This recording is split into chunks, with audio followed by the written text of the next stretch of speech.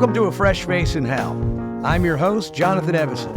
Every week we talk to someone new and interesting, somebody intellectually curious, somebody who will hopefully renew our faith in this cold, cruel world we live in. A Fresh Face in Hell.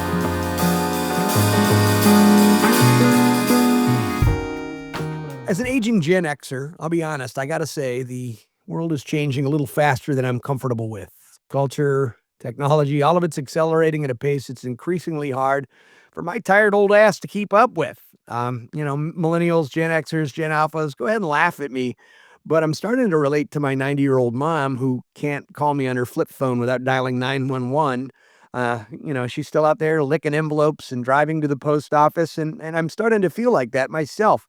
I make my living and support a household of 6 writing novels, an idea that's starting to sound quainter by the minute in a culture where, honestly, virtually nobody reads.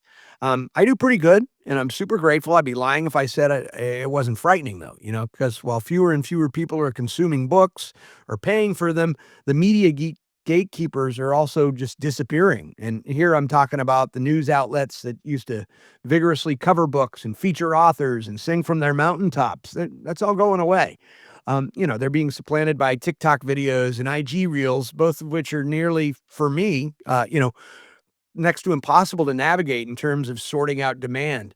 And on top of this, in an industry that's, still very much about relationships, many of the associates whom I grew up with in the publishing industry are being aged out of the market. So, how much longer can I draw 6-figure advances? We'll see. And, God forbid I have to fall back on plan B. What does that even look like for a 56-year-old who can't even, make an Excel spreadsheet? A guy whose only other work experience is telemarketing, landscaping, and caregiving, all jobs that are, well on the ass end of the wage scale. It's scary out there, people, for an aging Gen Xer. Today, I'm going to talk to my dear friend Jim Thomsen, who's a gifted editor and writer who I've worked with many times over the years, whom at 60 is out there making this very pivot from what was his dream job to who knows. I'm super grateful for Jim to having this, potentially uncomfortable or humiliating conversation with me, which he's also chronicling in his excellent Substack. We'll include a link of that below. Check out Jim's Substack. It's really candid and honest and straightforward and highly relatable. So subscribe to that, people. And while you're at it, don't forget to subscribe to the Fresh Face in Hell Substack. Today, Jim's going to share his late midlife journey with us. He's going to act as our intrepid guide through the quagmire of a late midlife transition/crisis that many of us will be facing in the coming years. So please welcome to A Fresh Face in Hell, Jim Thomsen. So Jim, buddy, welcome to the show. Thanks for joining me today. Thanks for having me, Johnny. All right, so here we go. I'm going to paraphrase here from the Substack. Where did I go wrong? Bad choices made and good choices unmade over the decades brought you to the present brink of financial collapse in late middle age. So to recap, you're about to turn 60, your editing business is failing, you're unable to find a job, at least when this journey began, you're broke, and it's nobody's fault but your own. Does that about cover it? That does cover it. What made you decide to chronicle this? Good Because question. it's brave. I don't know. Sometimes you just have that inner voice that tells you to do something, and you just need to not question it and just heed that calling. Yeah, well, I mean, it's an excellent. I mean, you're a great writer, and it's just such a honest, straightforward, candid. I'm just really impressed at the candor and the sort of bravery it takes to just like, look, man, it didn't work out for me, and here I am at 60. So you're in the midst of this late middle age financial and identity crisis, and meanwhile, you've said your wife is successful, and so how does that make you feel? There's no element of gender roles, traditional or otherwise, or competitiveness in our marriage. She's lived the American dream in a way. She started at Town and Country Foods as a bulk foods clerk, and just kind of caught the eye of management with some innovative ideas and worked her way up the food chain. And now she's in a position of prominence at the corporate office and doing kick-ass work. And they seem to value her as the person who best renders the voice of the company, which has, immeasurable value and the kind that will have ongoing perpetual value. And I couldn't be prouder of her. Um, my only qualm is that you know she would give me any spare dollar she has, and I try not to be a drain on her. Again, out of a bad choice, which is I tried too long to make my editing business work, and I drained my savings, um, you know, continuing to mine that dry hole. And, so it is my fault I'm in the position I'm in. And I go to my wife, only when I'm really down to it. And I got, you know, credit cards to pay and that sort of thing. She's been really supportive about this. Absolutely. Yeah. Not not a note of criticism or judgment in anything she says or does. She just wants the best for me, and I couldn't be happier to have that person, being the proverbial wind beneath my wings. So now I want to go back to the way, way beginning.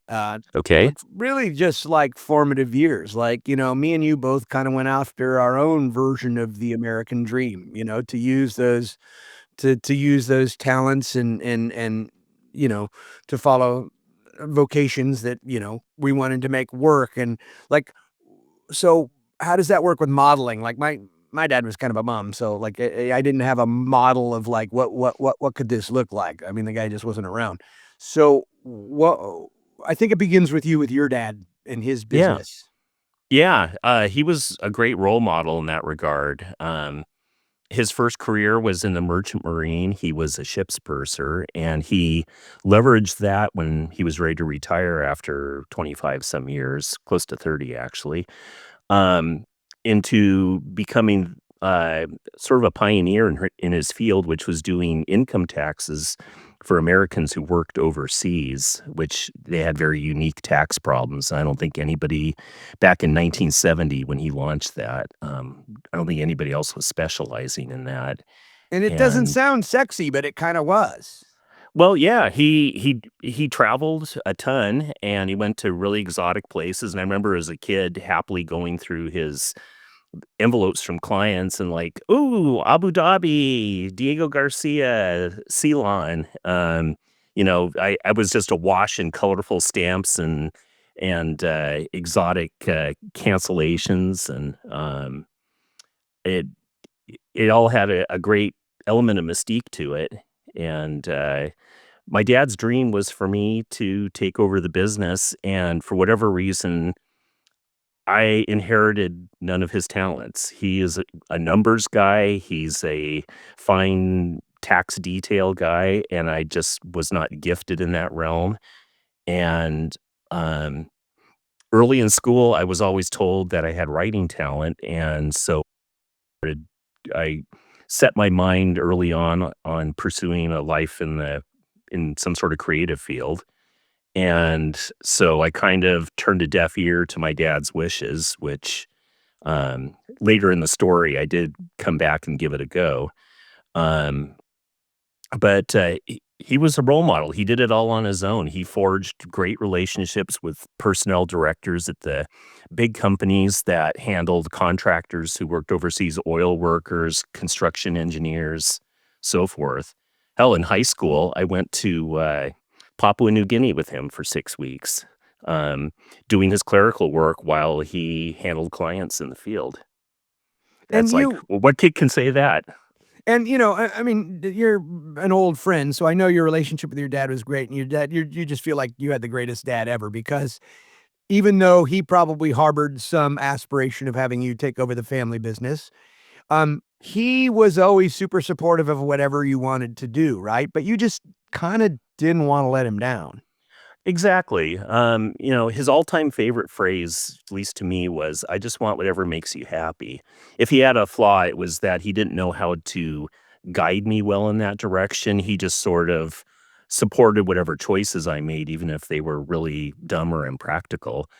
Um, Now I'm making a but note as a father to try to yeah, I should develop that because 'cause I'm kinda that way too. I'm just like, if this is what you like, if this is what you're into, let's, whatever. I'll make room for it. I'll show an interest. I'll throw some money at it, but, like, I need to do better there. Yeah, it's a fine line, and I don't fault him for that. That he wasn't more forceful or didn't, lay out, the playing field better for me. That was, it's I have to do my part of that due diligence too and figure out the world on my own.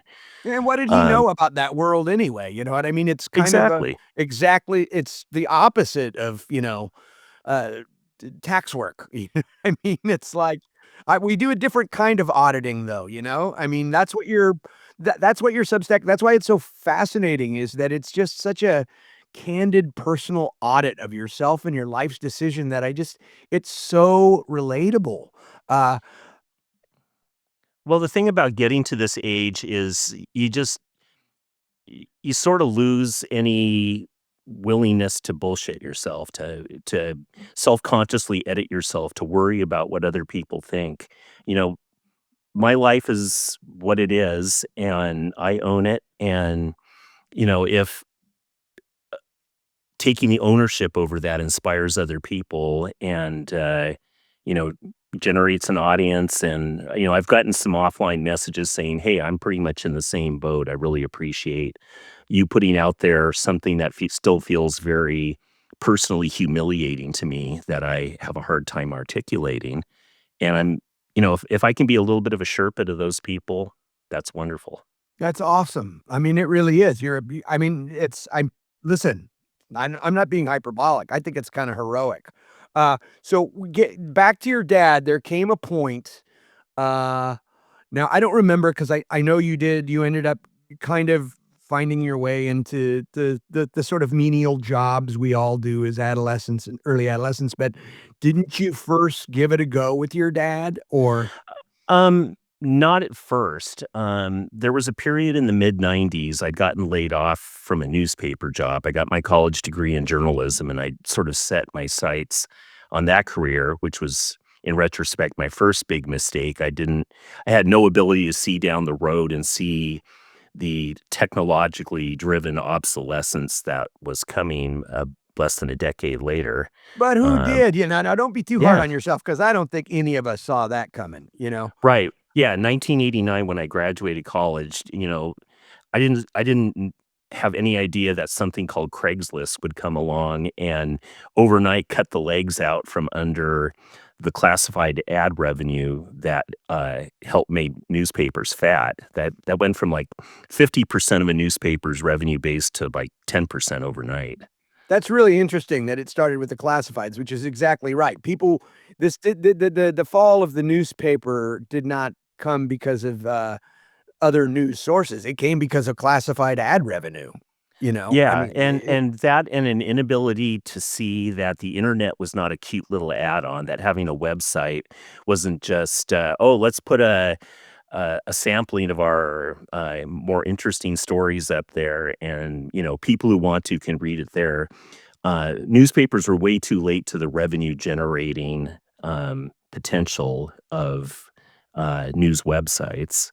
And a lot of people lost their jobs as a result, and I did too. Back in 1995, I'd lost a job at a paper, and then that's when I came home and sat down with dad and said, "Okay, let's give this a shot. I will try and be a tax man."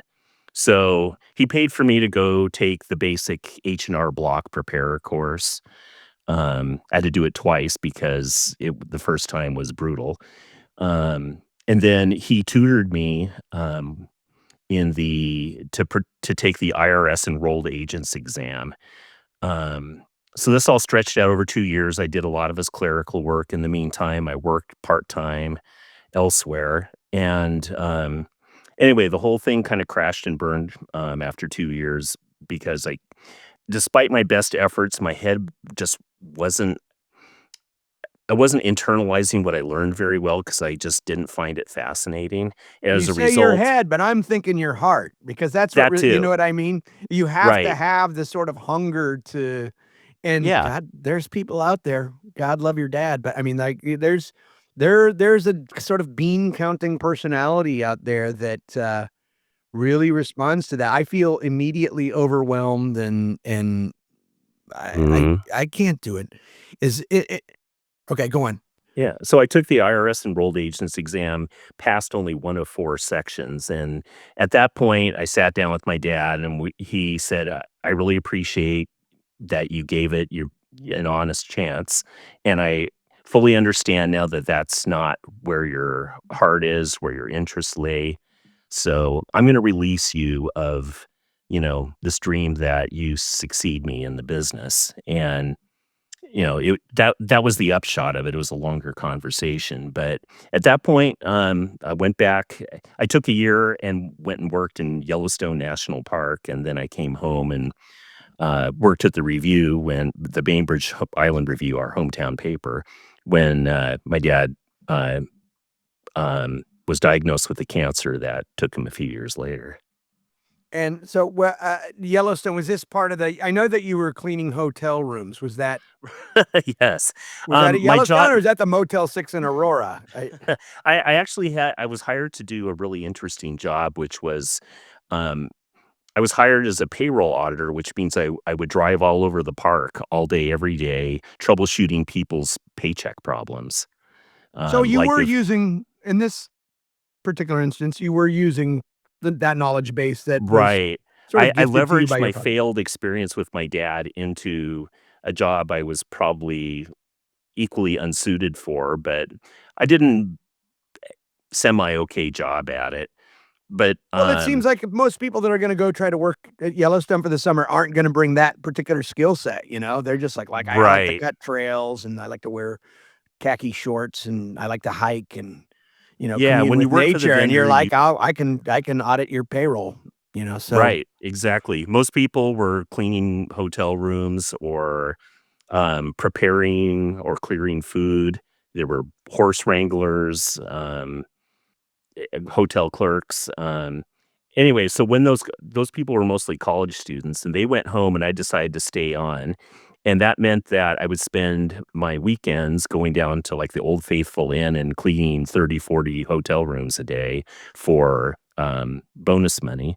Then I came home to Bainbridge Island and worked at the paper there, and had a last really good few years with my dad, and so we came full circle in a good way. now you say, we're gonna start to broach the newspaper life here. You say, that newspaper journalism is it's a noble and worthwhile calling, but it's also a terrible profession in which to find professional stability. Right.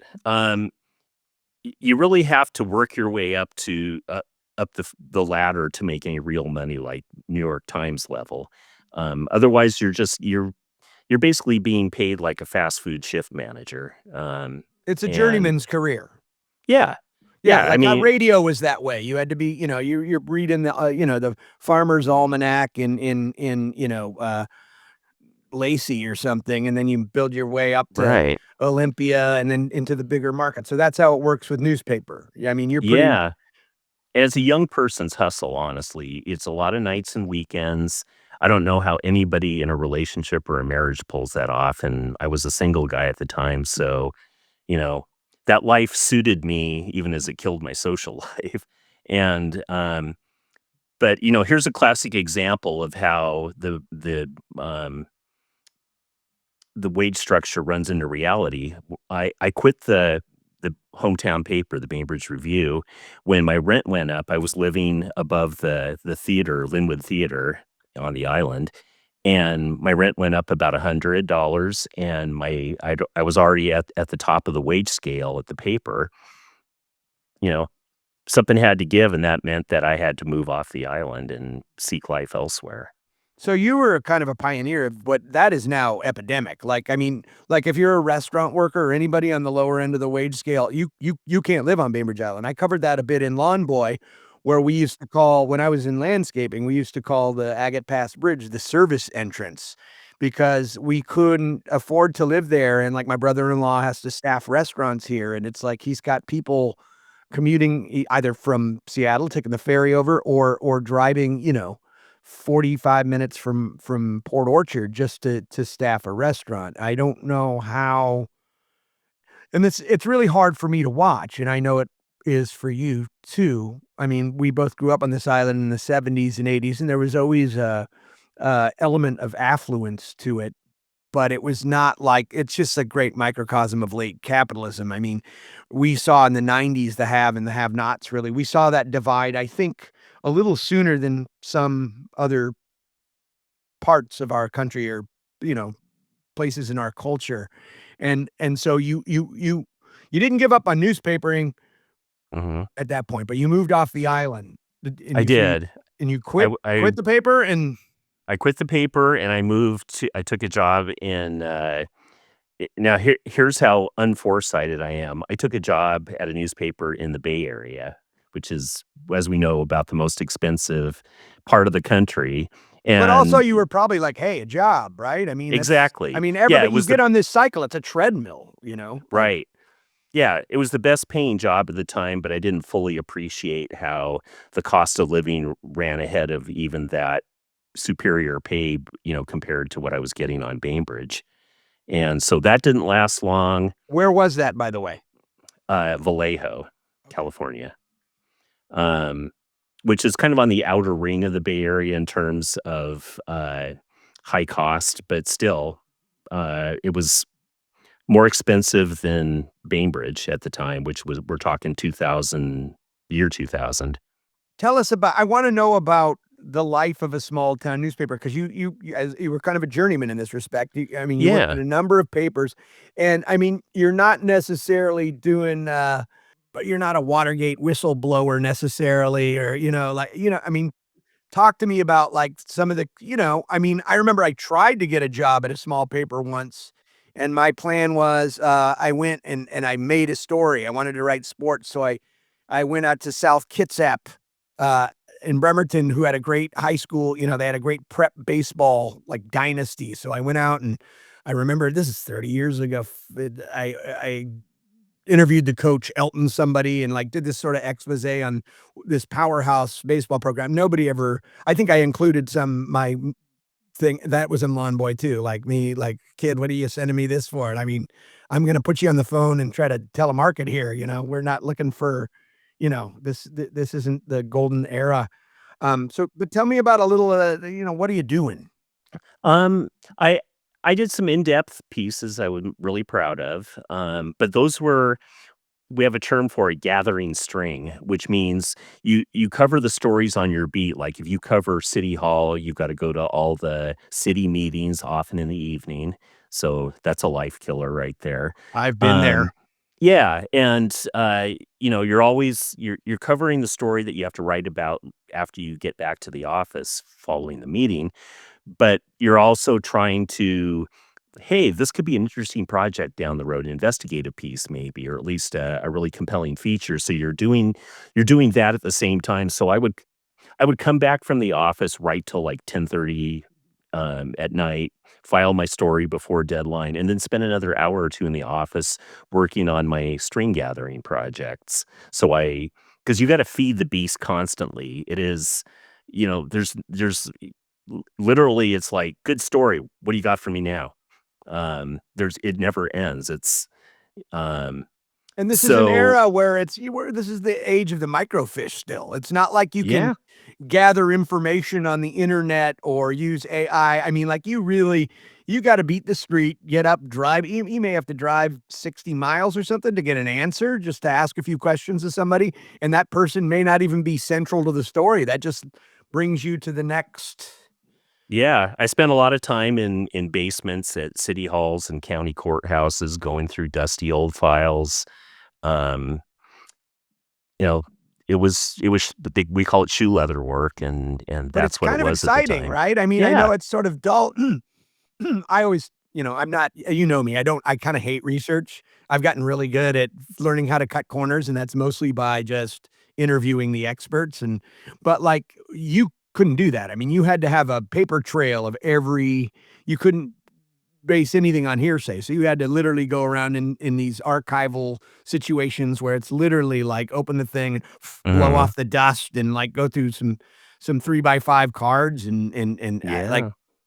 Yeah, I had an editor like, every reporter does, and if they asked me a question like, "Okay, where'd you get this figure from?" I had to produce the document. I couldn't just, say, "Oh, I heard the, planning commissioner told me that." No, it doesn't work that way. You've gotta you have to have everything down cold and verified and, multiple sources on every story, and, there's a saying in the business, if your mother says she loves you, you gotta check it out with 2 sources before you can print it. that's good. Like, I got a little taste of that sort of rigorous review, like, when I first started getting published, 20 years ago, and I go, "Oh my god, there's fact checkers." Like, some of my early novels, I just made shit up. Like, it might be set in the 1940s Oakland, and you just made stuff up. I mean, not even just you can make up restaurants or things like that, but I made up whole industries. Like, and that's like my wife will say, "God, I love that novel of yours, Welcome Avenue." And it was really good as far as storytelling. It was fun. It was warm. It was humorous. It was well written enough. But I'm like, there's just so many problems. Knowing what I know now, taking that to the fact checkers would just be like, okay, we went through it. Here's your manuscript back. It's now 13 pages long. So that's interesting because it's kind of a skill set that's actually not too dissimilar to what your dad did. Again, this is a sort of auditing process, but it's words and ideas and people instead of numbers, and that's just such a difference in the sort of personality type you are. Right. That's about the time I switched over to the editing desk, and for close about the last 8, 9 years of my career, I worked at the Kitsap Sun in Bremerton as their night and weekend news editor, and so again, the no life schedule, but at least I was doing more what I felt, was in my wheelhouse skill and talent-wise, and, I was pushing 40 at the time, and it was just time to let reporting go because it was grinding me down to a nub. So I went over to the desk and leveraged that when I got laid off. What was it, 2010, into a book editing business. Um, you know, Taught myself a different style manual, Chicago manual instead of Associated Press, and went to all the writers' conferences and ginned up clients and bought a lot of drinks and listened to people tell their stories of woe about their trunk novels. And that was the time when the Kindle and the electronic self-publishing was coming of age, and so I kinda caught a wave there. Yeah, and I should say to our listeners, and I will say, of course, this in my intro, but you're an excellent editor. Not only do you have the line editing manual of style, parts of language, which is surprisingly, as actually can be quite mystifying to writers because we're not always just wordsmiths, we're storytellers and but you're also a great substantive editor. Like you understand story in a way that it's just easy for you to find holes, and this is not working, and that is not working. So just, I know that you're still taking freelance editing jobs, even though we're getting into where this late midlife crisis is going, but that's still, you still got your shingle up, people. So, listeners know that if you're looking for a great substantive or line editor, Jim Thomsen is your man. So you're starting to feel at this point in now that you're in the editorial branch of the newspaper life, at some point you've got to,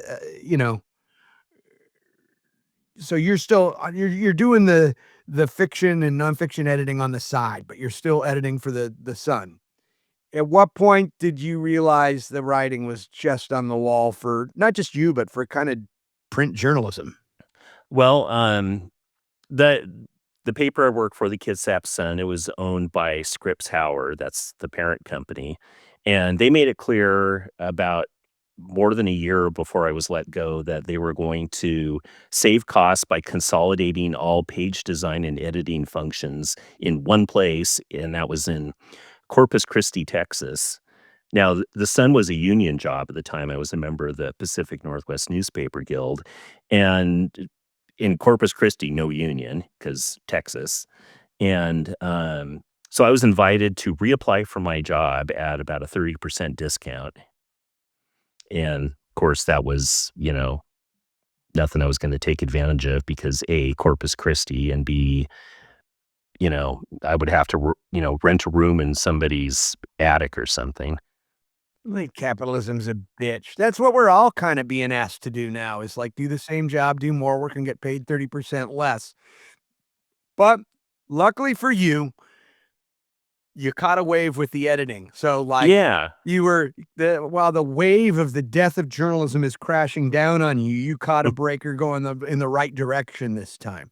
And that was good Yeah. for a while. You work where, I mean, you worked for me, so hey, that's a feather in anyone's cap. I mean, I worked on several. Of course, I was asking your opinions before you actually had the shingle up. I think just because I knew you as a good reader. Um, so tell me about the good days of that.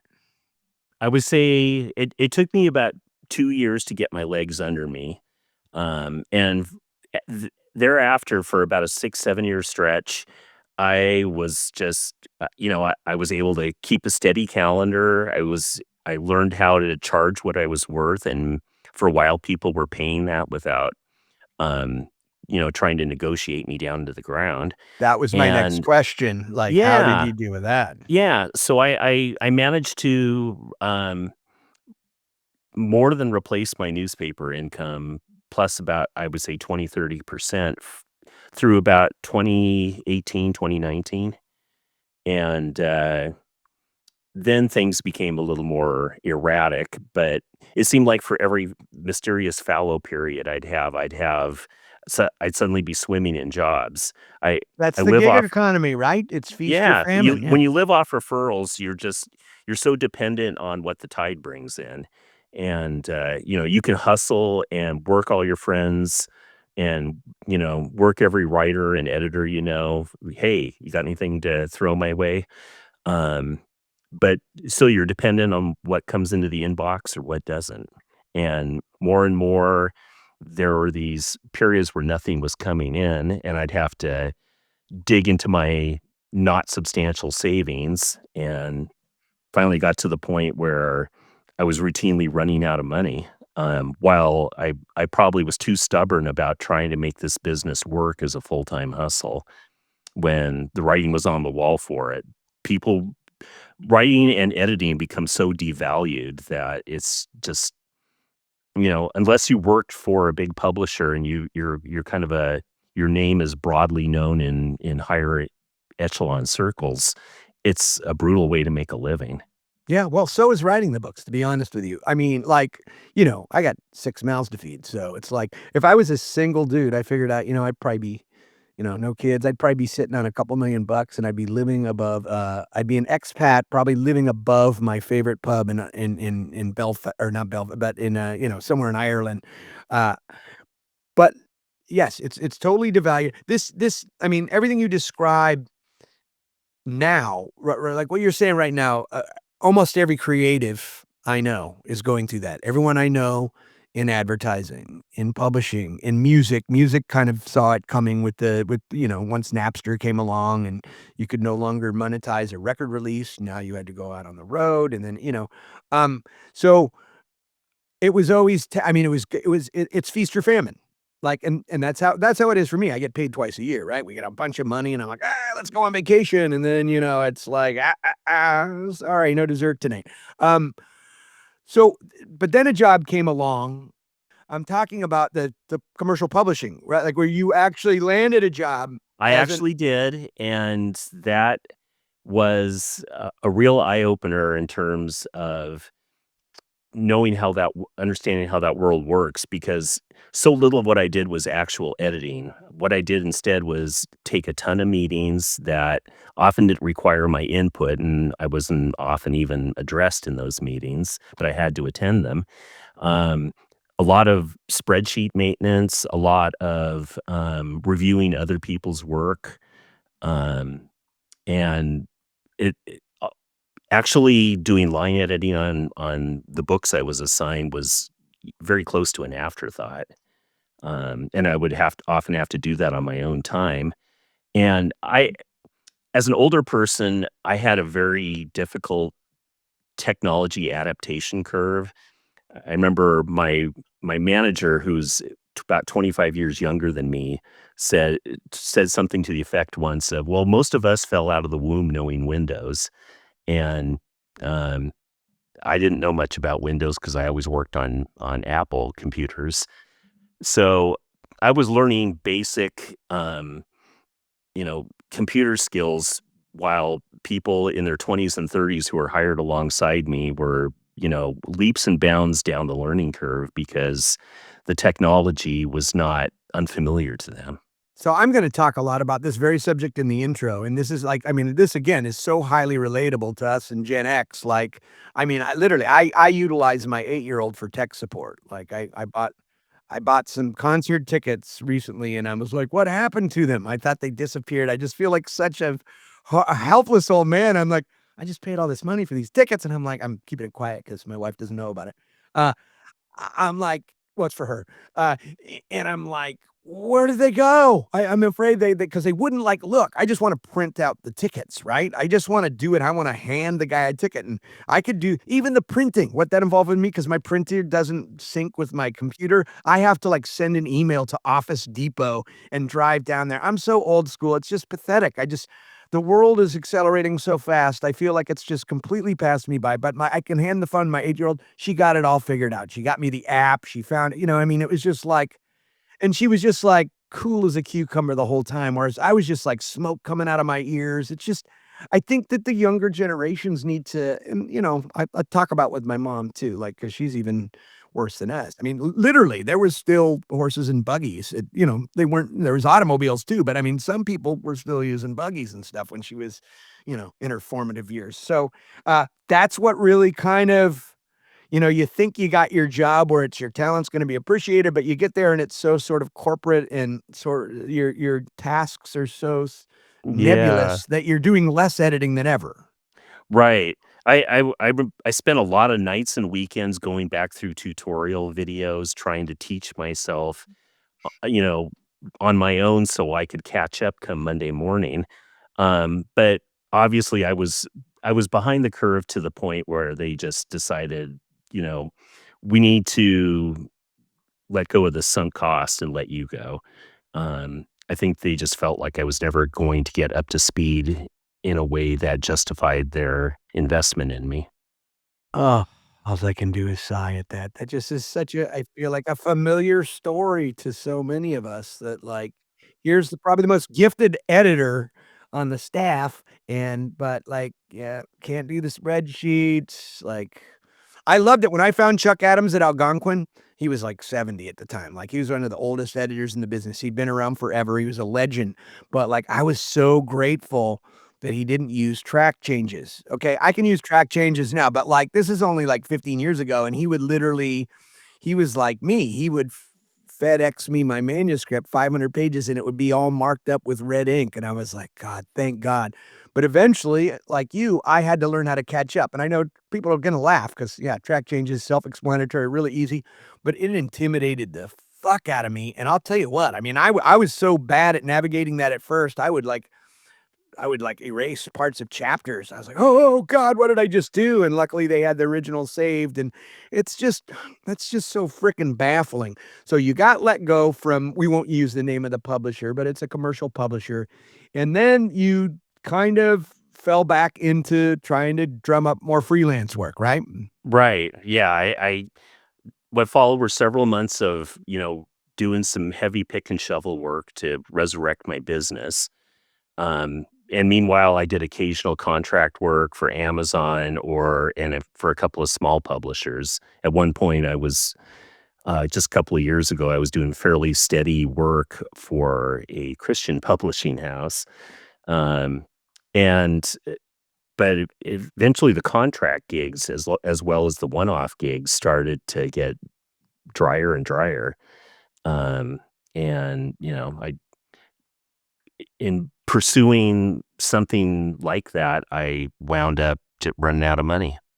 Like for a couple of years here, it was like you were in what I would call kind of a in grief terms, we would call this the bargaining stage. So let's use Very grief much so. terminology, right? The grief, it's one of the Yes. stages of griefs. Like, what could I have done differently? First comes, denial, then anger. Then comes this bargaining period where it's like Yes.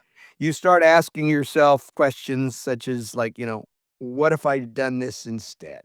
Mhm. And this is what your whole Substack, this is what this story is about for me. So let's talk to me about that self-assessment process. Oh, yeah. I would say the day I lost that publishing house job, I just sat on the couch and cried, and I my wife was trying to comfort me, and I kept saying, "I'm stupid. I'm stupid. I'm too stupid to have a job in this business." And I know intellectually I'm not, but when you're rejected by an establishment um, entity because you can't handle the technological basics of what they need from you, it's hard not to turn that um, setback onto yourself. And boy, those were some dark times. Even as I was fighting to get my freelance business up to speed, I had a hard time shaking that dark feeling of being a complete fraud. Um, and it just boiled down to putting one foot in front of the other professionally, just spending all day, every day, doing work, hustling for work, and soon the hustling part overtook the work part. Um, it's like 9 times a day I'd reach out to old clients. Hey, if you had a good experience with me, would you mind sharing my name in your circles? And that's Um, humiliating. it's very humiliating. Yeah, no, I mean, I've been through that process and with other things like trying to find side jobs early in my career when like because there'd be dry periods of revenue between royalty periods and things like that, and like that never feels good. Like you're bringing a legitimate skill to the table and a service or whatever, but like you feel like you're having to. I mean, it feels like having a tin cup. You know what I mean? Like you feel like you're asking for something in reality you're not. But it's whether or not the people you're reaching out to feel that way. That's the way you feel yourself. You know what I mean? There's probably some self projection there. Everyone like gets it probably, but you feel that's all about our own self esteem kind of thing. And so at we've come to the point in the story where it's like you finally decided it's time to make the pivot. And for Yeah. the first time, and let's do the math here, 37 years or so, Mhm. since, you were cleaning the hotel rooms or, sorting mail with your dad's business, you're back on the job market. And now we're not talking about editing jobs. This is the true pivot. I just got to make some money. And so tell me about what's out there for a Gen Xer, 60, pushing 60. Like, what are you finding out there? Tell me about that experience. And, trigger warning, this could be depressing for many of us. So I was looking on 2 tracks. I was looking at LinkedIn and some of the other professional sites for professional staff editing work or, part-time temporary contract type work. And so much of what I found in the job listings was, acronyms I didn't know. I would read the ads and I have no idea what they actually want you to do. There's a whole lot of business to business stuff. Um, let's interpret client models. And I'm just like, this isn't editing to me, but they call it an editor. And so the term editor has been completely redefined into something I don't recognize, and it's not a world I can swim in at all. But I would dutifully send out resumes because sometimes you just have to lubricate things with a little bullshit to break through. Um, And then I was looking on locally for, anything that um paid decently and wouldn't, at my age, I'm not looking for something physically punishing. And I also didn't want a marriage killing work schedule. One thing I looked at very closely, actually, here are two short examples. One, I looked at being a galley worker on the Washington State ferries, and the, um, the pay was decent. But two things got in the way. One is you have to get a ton of Coast Guard certification that you have to pay for up front. It takes months to get. You have to go to classes. You have to take tests. I wouldn't have been able to start work within months, if not more than a year. So I took myself off that path. And uh, another one was being a table dealer at the Suquamish Casino, our local casino. Um, And that was mostly a problem with hours, as well as the fact that I'd have to be on my feet 8, 10 hours a day. And there's Um, training with that too, because I know there's a yeah, training facility in Squim that I drive by all the time where it's right, basically yeah, like a school for there was dealers. that, and it would have taken a while to get up to speed. They paid you a lower rate for the training, but again, I would have had to invest heavily up front on my own dime for, um, appropriate, clothing and some of the certification, and so that was a no-go. In fact, my wife said, "Please don't take that job." Um, so that, I went through another series of adventures. I looked at being an exam proctor. For some reason, there are a lot of jobs like that. I don't really know, to be honest.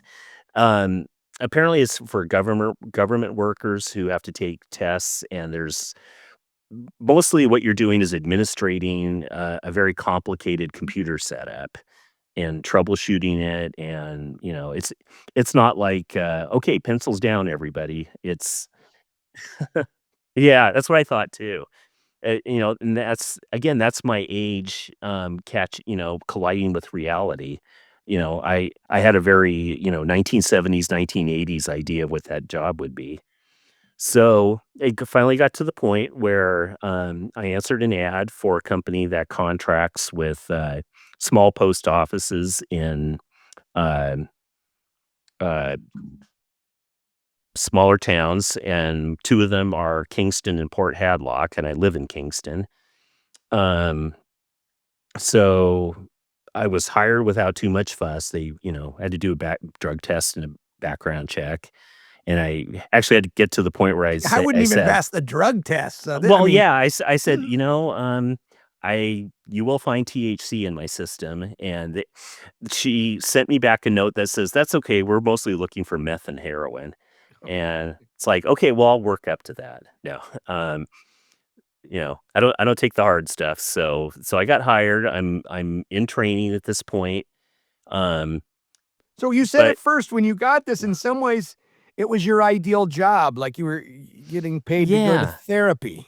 right. What does that mean exactly? Part of it is that I get to, they pay me a flat rate per day, which means that, I don't have to be maximally effective hour to hour. I don't have somebody standing on over my shoulder. At least I won't after I finish my training. I can work at my own pace for the most part. I do it all myself, from the morning sorting in the back of the post office to the delivery and And are you walking or driving? driving. Driving, okay. Driving a very dilapidated looking 1980s type minivan, retrofitted for right side driving. And they always have squeaky brakes, don't they? Because they just constantly going and stop. You can always know it's the mail because the brakes are Yeah, squeaking. squeaky and mushy. Yeah, So yeah. in a way, this has come sort of full circle. I mean, because you started sort of sorting mail with your dad, right? That is true. That is true.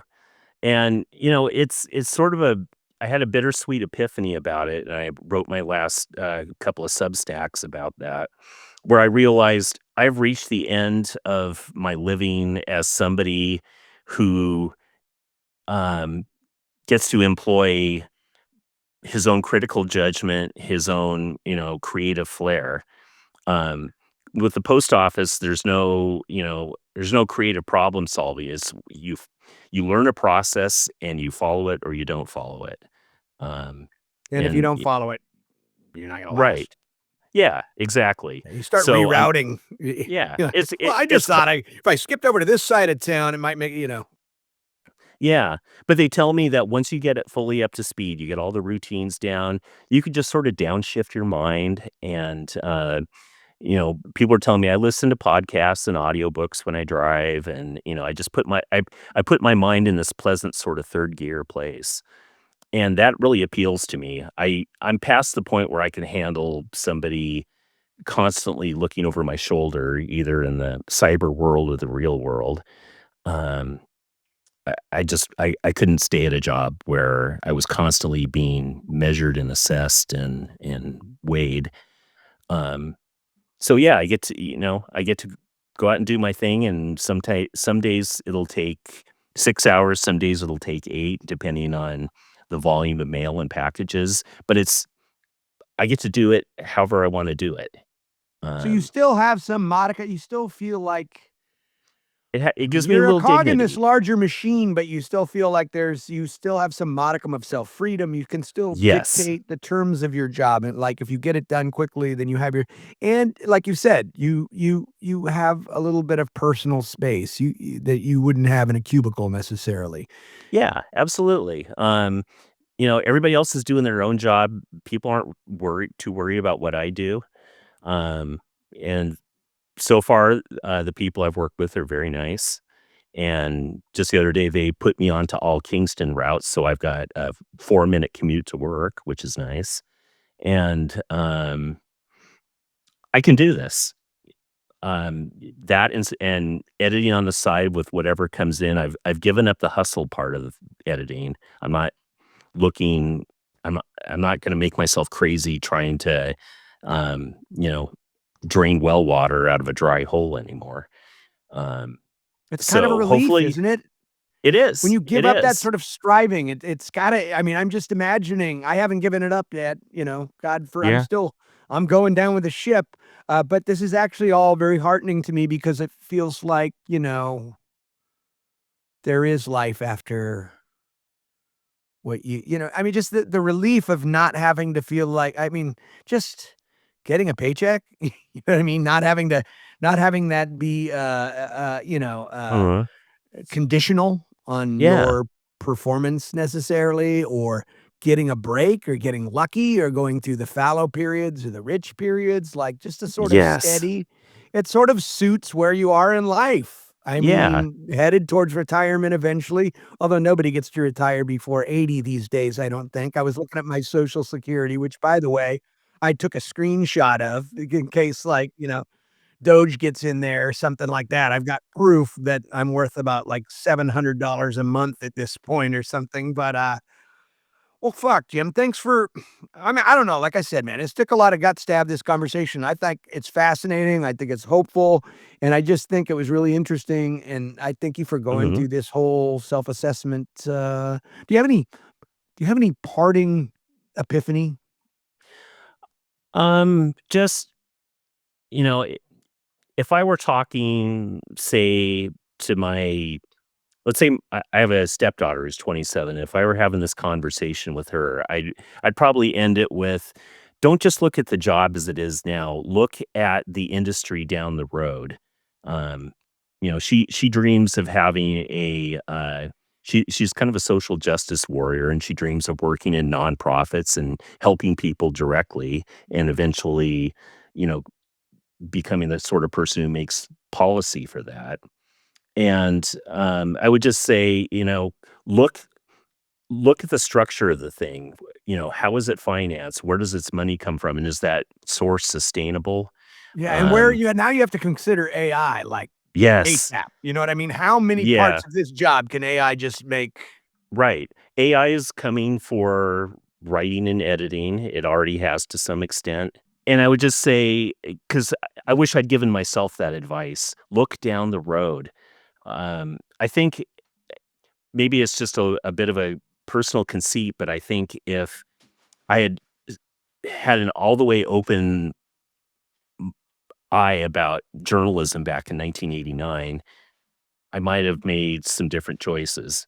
You know, but all I thought was, I'd had a lot of praise under my belt. I'd won some awards. I worked hard, and I believed I was going to reach the top of the heap. And it turned out I was not temperamentally suited to that.